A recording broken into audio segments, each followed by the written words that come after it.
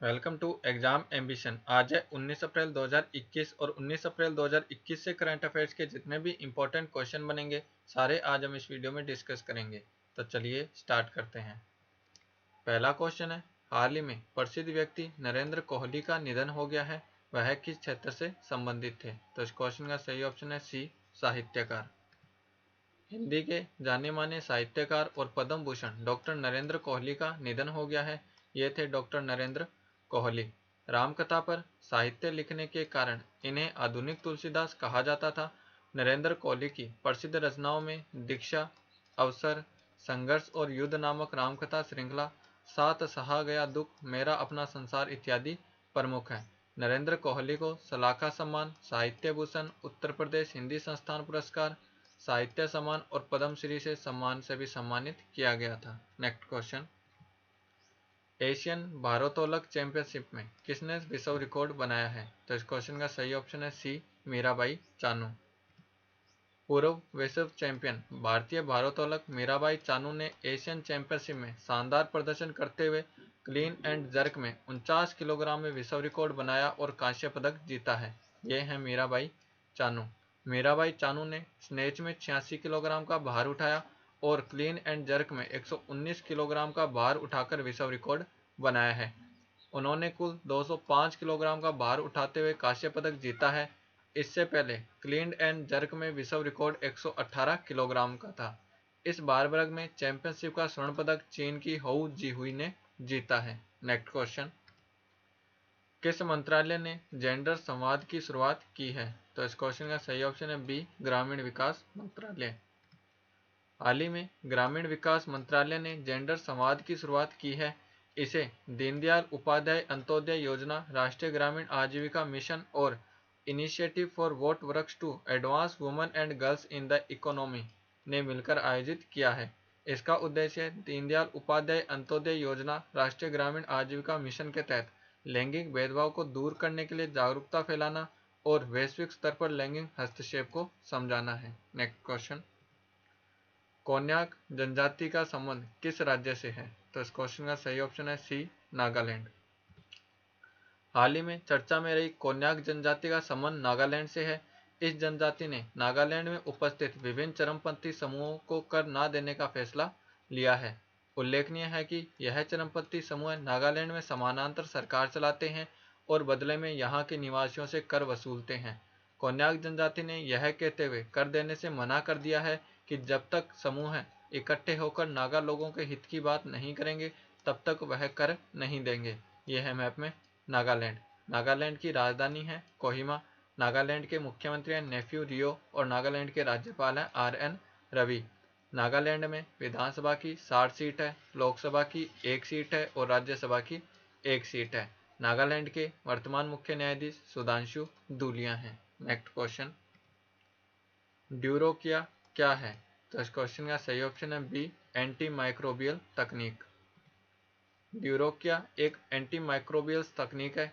केंद्रीय शिक्षा मंत्री रमेश पोखरियाल निशंक ने दुनिया के पहले वहनीय और टिकाऊ हाइजीन उत्पाद के तौर पर इस तकनीक का वर्चुअल उद्घाटन किया है। इस तकनीक का विकास आईआईटी हैदराबाद के शोधकर्ताओं ने किया है। इस तकनीक से बने उत्पाद 99.99% कीटाणुओं को मार सकते हैं। नेक्स्ट क्वेश्चन, नतांज नाभिकीय संयंत्र किस देश में स्थित है? तो इस क्वेश्चन का सही ऑप्शन है बी, ईरान। नतांज नाभिकीय संयंत्र ईरान में स्थित है। हाल ही में ईरान ने सर्वोच्च स्तर पर यूरेनियम का उत्पादन शुरू कर दिया है। अंतर्राष्ट्रीय निरीक्षकों के अनुसार ईरान ने अपने नतांज नाभिकीय स्थल पर जमीन के ऊपर ही यूरेनियम उत्पादन की योजना बनाई है। उल्लेखनीय है कि बीते सप्ताह के अंत में नतांज नाभिकीय स्थल पर एक हमला किया गया था, जिसका आरोप ईरान ने इजरायल पर लगाया है।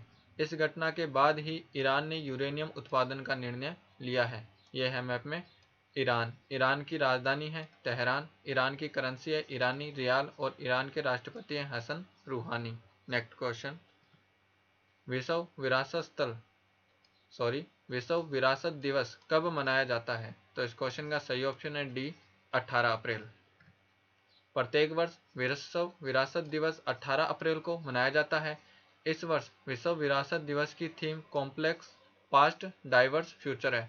इस दिवस को मनाने का मुख्य उद्देश्य पूरे विश्व में मानव सभ्यता से जुड़े ऐतिहासिक और सांस्कृतिक स्थलों के संरक्षण के प्रति जागरूकता लाना है। अब तक अर्थात जुलाई 2019 तक पूरी दुनिया में लगभग 1121 स्थलों को विश्व विरासत स्थल घोषित किया जा चुका है, जिसमें 869 सांस्कृतिक, 213 प्राकृतिक और 39 मिले जुले और 138 अन्य सांस्कृतिक स्थल हैं। भारत में कुल 39 विश्व विरासत स्थल है, जिनमें 31 सांस्कृतिक, 7 प्राकृतिक और 1 मिश्रित विरासत स्थल है। नेक्स्ट क्वेश्चन, भारत ने किस देश के साथ खंजर नामक युद्ध अभ्यास का आयोजन किया है? तो इस क्वेश्चन का सही ऑप्शन है बी, किर्गिस्तान। हाल ही में भारत और किर्गिस्तान के मध्य खंजर नामक युद्ध अभ्यास का आयोजन किया गया है। यह युद्ध अभ्यास बिश्केक, किर्गिस्तान में आयोजित किया गया है। इस वर्ष इस युद्ध अभ्यास का यह 8वां संस्करण है। यह है मैप में किर्गिस्तान। किर्गिस्तान की राजधानी है बिश्केक, किर्गिस्तान की करेंसी है किर्गिस्तानी सोम और किर्गिस्तान के राष्ट्रपति हैं सदर जापारोव। नेक्स्ट क्वेश्चन, नए विनियम समीक्षा प्राधिकरण RRA 2.0 द्वारा स्थापित विनियम समीक्षा प्राधिकरण के प्रमुख कौन होंगे? तो इस क्वेश्चन का सही ऑप्शन है बी, M राजेश्वर राव।